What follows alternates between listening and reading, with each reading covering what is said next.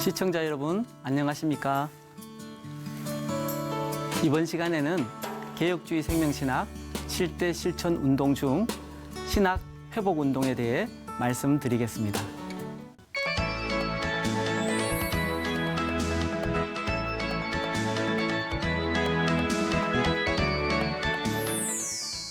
우리 대부분은 기독교를 서양의 종교라고 생각합니다.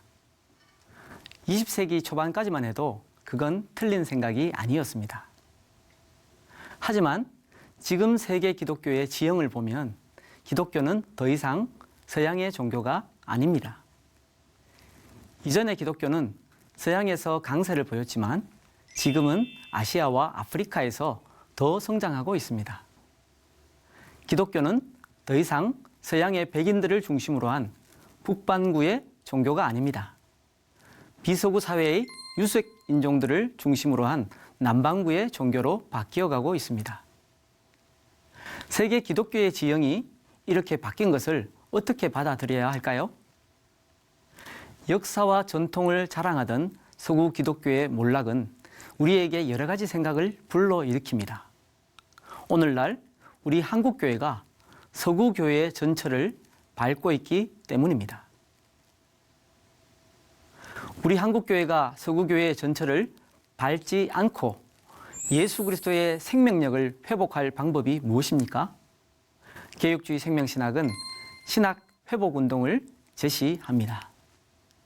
개혁주의 생명신학은 사변화된 신학을 반성하고 하나님의 말씀으로 돌아가기 위하여 신학은 학문이 아니라 예수 그리스도의 생명의 복음임을 고백하는 신학 회복 운동입니다. 신학 회복 운동을 위해서는 먼저 신학이 무엇인지 살펴보아야 할 것입니다. 신학이 무엇인지 잘 드러내는 말씀은 바로 요한복음 17장 3절입니다. 영생은 곧 유일하신 하나님과 그의 보내신 자 예수 그리스도를 아는 것이니이다. 신학은 하나님을 아는 것이며 예수 그리스도를 아는 것입니다. 그런데 하나님을 아는 것은 곧 영원한 생명을 아는 것입니다. 하나님을 아는 것이 우리로 하여금 영생을 얻게 하고 그 영생을 누리며 살게 합니다. 예수님께서는 요한복음 10장 10절에서 이렇게 말씀하십니다. 내가 온 것은 양으로 생명을 얻게 하고 더 풍성히 얻게 하려는 것이라. 신학은 그리스도인으로 하여금 하나님을 알게 해서 영적 생명을 누리게 하므로 영적으로 풍성한 열매를 맺도록 하는 것입니다. 따라서 참된 신학은 하나님과 그분이 행하신 일들을 머리가 아니라 인격적으로 아는 지식이어야 합니다. 그런데 신학이 많이 발전할수록 교회가 문을 닫고 신학생들이 목회를 기피하며 신학교나 교회가 시기와 분쟁과 다툼에 휘말린다면 그런 신학은 참된 신학이라고 할 수 없습니다. 어떤 신학자가 비록 신학 전문가를 자처하더라도 그의 심령 속에 예수 그리스도의 생명이 없다면 그는 진정한 신학자가 아닙니다. 신학을 아무리 전문적으로 많이 연구했다고 하더라도 그의 속에 예수 그리스도의 생명이 없고 예수님의 생명이 그의 삶을 이끌고 있지 않다면 그는 하나님을 모르는 사람일 뿐입니다. 더구나 신학자가 예수 그리스도의 생명을 제대로 전할 수 없다면 그는 그저 종교를 연구하는 학자에 불과합니다. 신학자가 신학을 전문적인 학문으로 연구한다고 해서 하나님을 잘 아는 것은 아닙니다. 하나님을 잘 아는 사람은 하나님을 인격적으로 체험하고 하나님을 진심으로 사랑하는 사람입니다. 하나님을 참으로 아는 사람은 하나님께 순종하고 하나님의 뜻에 따라 살아가는 사람입니다. 그런 사람이야말로 하나님을 참으로 아는 신학자라고 할 수 있습니다. 참된 신학은 하나님의 말씀을 통해서 영원한 생명을 얻고 이 생명을 전파하는 신학입니다. 그래서 개혁주의 생명신학은 신학 회복운동의 핵심을 신학은 학문이 아니다라고 합니다. 신학이 학문이 아니면 무엇입니까? 신학은 학문이 아니라 예수 그리스도의 생명의 복음입니다. 신학은 학문이 아닙니다. 신학이 왜 학문이 아닙니까? 물론 신학도 일종의 학문이라고 할 수 있습니다.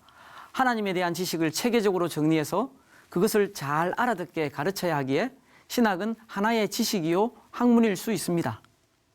그러나 신학은 학문으로만 끝나면 안 됩니다.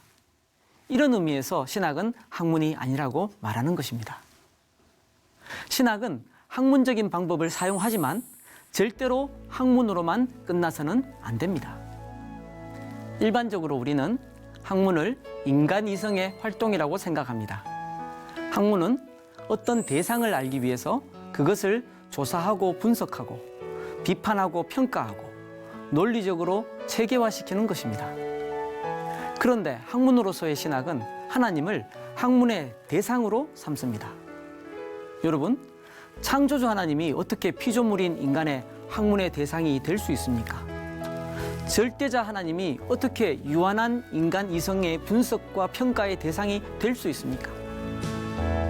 우리는 오직 하나님 편에서 우리에게 성령님을 통해 스스로를 계시하실 때만 하나님을 알 수 있고 하나님에 대한 지식을 가질 수 있습니다.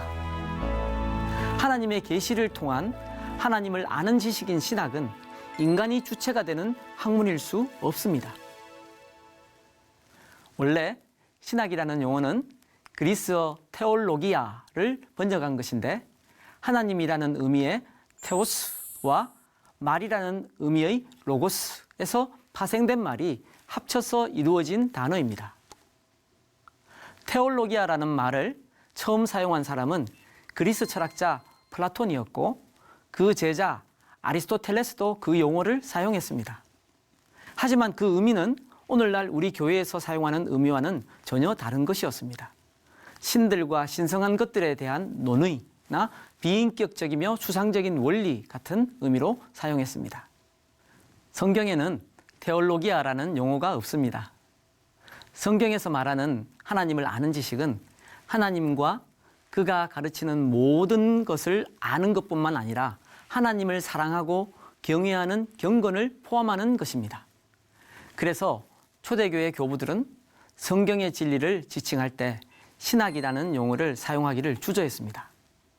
동방교회에서는 300년이 지나서 그리고 서방교회에서는 700년이 지나서 비로소 기독교의 진리를 신학, 테올로기아라는 말로 표현하기 시작했습니다. 테오스가 영어로 가시고 로고스는 word이니까 테올로기아를 영어로 풀면 the word of God 또는 God's word 혹은 복수로 words of God이 될 것입니다. 그리스어 자체도 그렇지만 영어로 풀어놓은 말도 두 가지 의미가 가능합니다. 하나는 하나님의 말씀이고 다른 하나는 하나님에 대한 말입니다. 언뜻 보면 차이가 없는 것 같지만 실제로는 어떤 의미로 이해하는가에 따라 그 결과는 전혀 다릅니다. 신학을 하나님에 대한 말, 즉 하나님에 대해서 말한다로 이해하면 신학의 주체는 인간이 됩니다. 그러나 신학을 하나님의 말씀, 즉 하나님께서 말씀하신다로 이해하면 신학의 주체는 하나님이십니다. 신학을 인간이 하나님에 대해 말하는 것으로 이해하는 사람들에게 신학은 학문이며 이때 신학의 방법은 인간의 이성과 경험이 될 것입니다. 하지만 신학을 하나님께서 말씀하시는 것으로 이해하는 사람들에게 신학은 단순히 신에 대한 인간의 탐구가 아니며 신학의 방법 또한 인간의 이성과 경험이 아니라 그것을 넘어서 하나님의 은총, 곧 성령과 믿음이 될 것입니다. 기독교의 역사 속에서 신학은 하나님을 향한 경건 자체를 의미하는 것이었습니다. 하나님을 알고 하나님을 사랑하여 하나님을 즐거워하고 하나님께 순종하며 하나님 앞에서 사는 것이 신학입니다. 하나님을 알므로써 하나님께 감사하고 하나님께 기도하며 하나님 앞에서 회개함으로써 변화를 받아 영혼이 새로워지게 되는 참된 지식, 이것이 참된 신학입니다. 하나님을 찬양하고 모든 영광을 하나님께 돌리며 사나 죽으나 하나님의 영광을 위해 헌신하도록 하는 신학이 바로 참된 신학입니다. 시청자 여러분, 신학은 학문이 아닙니다. 예수 그리스도의 생명의 복음입니다. 한국교회는 평양 대부흥 운동으로 성령의 역사를 뜨겁게 체험했지만 선교 130여 년이 지난 지금 거룩한 신앙의 열정을 잃어버렸습니다. 세속적인 욕망에 사로잡혀서 복음의 본질을 상실하였습니다. 왜 이렇게 되었습니까? 교회가 하나님을 물질과 명예로 가두어 놓았고 신학교가 하나님을 학문으로 가두어 놓았기 때문입니다. 문제의 핵심을 볼 때 오늘날 한국교회 침체의 원인은 신학교육에 있습니다. 성경보다 학문을 앞세운 신학교육이 문제입니다. 머리로는 알지만 삶으로는 실천하지 못하기 때문입니다. 교육은 백년대계입니다. 신학교육이 이대로 간다면 미래의 한국교회는 지금보다 더 희망이 없습니다. 신학자들이 학문에 사로잡혀 있어 그들에게 배운 신학생들의 영혼이 메말라가고 있습니다. 신학자들은 교회의 생명이 되시는 예수 그리스도를 학문의 틀 속에 가두어 놓았습니다. 자기의 학문에 하나님을 가두어 놓은 것입니다. 하지만 하나님은 인간의 틀에 갇힐 뿐이 절대로 아니십니다. 영원하신 창조주 하나님을 피조물인 우리 생각 속에 가두려 했던 교만을 회개해야 합니다. 회개하지 않으면 신학교육의 본질이 무너집니다. 신학교육이 무너지면 한국교회의 강단이 무너집니다. 지금이라도 저를 포함한 모든 신학자들이 먼저 영적 생명력을 회복해야 합니다. 그래서 신학교에서 성령운동, 기도운동, 회개운동을 통해 명예와 물질을 초월할 수 있는 경건의 훈련을 시켜야 합니다. 십자가와 부활을 믿음으로 고백하고 체험하는 영적 지도자를 길러내야 합니다. 그래야 한국교회가 다시 살아납니다. 학문으로 냉랭해진 우리들의 마음이 성령으로 다시 뜨겁게 되지 않으면 한국교회는 희망이 없습니다. 시청자 여러분, 한국교회 신학교육의 바람직한 변화를 위해 지금 우리에게 절실히 필요한 것이 바로 신학회복운동입니다. 오늘날 우리 한국교회가 예수 그리스도의 생명력을 되찾기 위해서는 무엇보다 먼저 성경의 권위가 회복되어야 합니다. 그런데 성경의 권위 회복은 우리가 성경을 하나님의 계시로 믿을 때 이루어집니다. 성경이 하나님에 대한 인간의 말이 아니라 하나님께서 우리에게 하신 말씀임을 믿을 때 성경의 권위가 회복되는 것입니다. 그러므로 성경이 하나님의 계시임을 믿어야 합니다. 성경은 하나님의 계시를 기록한 것입니다. 계시란 사람의 지혜로 알 수 없는 진리를 하나님께서 가르쳐 주시는 것입니다. 그런데 오늘날 많은 신학자들이 모세가 썼다, 다윗이 썼다, 바울이 썼다 라고 말합니다. 이렇게 가르치는 것은 성경이 하나님의 계시임을 인정하지 않는 것입니다. 그런 학자들에게 신학을 배운 신학생들과 목회자들은 당연히 성경을 계시로 인정하지 않습니다. 그러다 보니 강단에서 많은 목사님들이 하나님의 계시인 말씀을 선포하면서 모세가 말했다, 바울이 말했다 라고 합니다. 그러니까 강단에서 아무리 말씀을 힘있게 선포한다고 해도 하나님의 능력이 나타나지 않습니다. 성경에 나타난 하나님의 신비한 능력과 계시를 인정하지 않는 신학자들과 목회자들의 교만이 한국교회 강단을 무력하게 만들고 성도들의 영혼을 메마르게 하고 있습니다. 말씀의 능력은 말씀을 전하는 자와 듣는 자 모두가 성경을 하나님의 살아있는 말씀으로 온전히 믿을 때 나타나는 것입니다. 목회는 지식으로 하는 것이 아닙니다. 성령님의 인도하심을 따라야 합니다. 목회자 자신이 하나님의 말씀을 온전히 믿으며 복음을 선포할 때 하나님의 능력이 나타납니다. 하나님에 대해서 말하는 것은 학문이지만 하나님께서 하신 말씀은 복음이며 계시입니다. 우리는 하나님께서 계시해 주실 때만 하나님을 알 수 있습니다. 초대교회 교부들과 종교개혁자들을 비롯한 우리 신앙의 선배들은 성경을 하나님의 계시의 말씀으로 확신했습니다. 성경을 떠나서는 하나님을 바로 알 수 없습니다. 그런데 우리는 성경을 사회 문화적인 배경을 지닌 하나의 역사로만 생각하는 경우가 많습니다. 성경을 모세나 다윗이 쓰고 바울이 썼다고만 가르칩니다.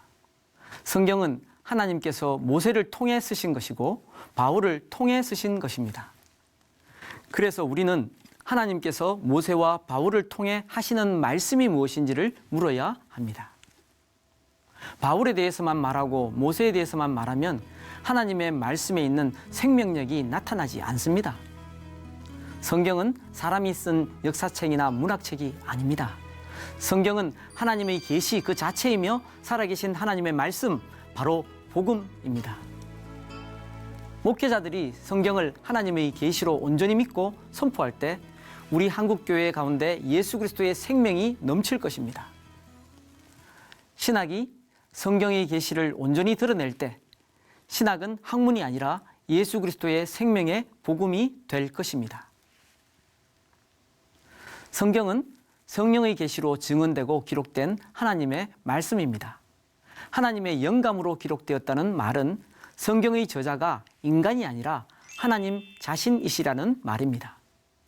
하나님께서 사람을 세우시고 그들 안에 깨달음과 감동을 주심으로 기록된 말씀이 성경인 것입니다. 인간의 지식만으로는 창조주 하나님의 오묘한 섭리를 다 알 수 없습니다. 전능하신 하나님께서 행하시는 기적을 인간의 이성으로 이해할 수 없습니다. 진정으로 성경을 하나님의 말씀으로 믿는 사람이라면 성경을 학설이 아니라 진리의 말씀으로 믿어야 합니다. 그런데 오늘날 신학자들은 하나님의 말씀인 성경 자체를 깊이 연구하기보다 다른 신학자들의 이름과 저서를 각주로 달아 논문을 작성하는 데 대부분의 시간을 보냅니다. 성경의 권위보다 사람의 말과 글에 더 권위를 부여하고 그들이 작성한 논문에 의존합니다.